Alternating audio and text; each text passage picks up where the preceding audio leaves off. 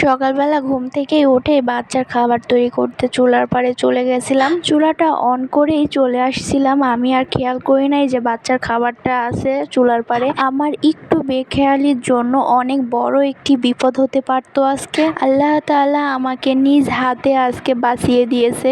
অনেক পরিমাণ ধোঁয়া হচ্ছিল, পরে বুঝতে পারছি কিছু একটা জ্বলছে। তারপরে চুলার পাড়ে গিয়ে দেখি খাবারটা একদম কয়লা হয়ে গেছে। যাই হোক, আল্লাহ তাআলা আমাকে বাঁচিয়েছে, এটাই অনেক। সবাই চুলার পাড়ে একটু খেয়াল করে কাজ করবেন, আমার মতন ভুল আপনারা কখনোই করবেন না। পরে আবার নতুন করে খাবার তৈরি করছিলাম বাচ্চার। বিকেলবেলা আমি ভাবছিলাম কিছু ভাজা পোড়া খাওয়া যাক, সেজন্য অনেক দিন পর কি খাবো ভাবতে ভাবতে ভাবলাম যে নিমকি অনেক দিন হলো খাই নাই, সেজন্য ভাবলাম নিমকি তৈরি করি। নিজ হাতে তৈরি করে খাবার খাওয়াটা অনেক মজার বিষয়। আর যাই হোক, আমি নিজ হাতে তৈরি করতে অনেক ভালোবাসি, যেটা খাইতে ভালোবাসি সেটা তৈরি করতেও ভালোবাসি। বিকেলবেলা আরও অনেক কাজ থাকে, বাচ্চা থাকলে অনেক কাজ অনেক সময় এলোমেলো হয়ে যায়, সেগুলোই আমার হয়েছে। বাচ্চা হওয়ার পর বুঝতে পারছি মা হওয়াটা কতটা যন্ত্রণাদায়ক, কতটা তৃপ্ত, কতটা ভালোবাসা নিয়ে তৈরি হয়েছে মা হওয়াটা। এখানেই বোঝা যায় যে মা হওয়া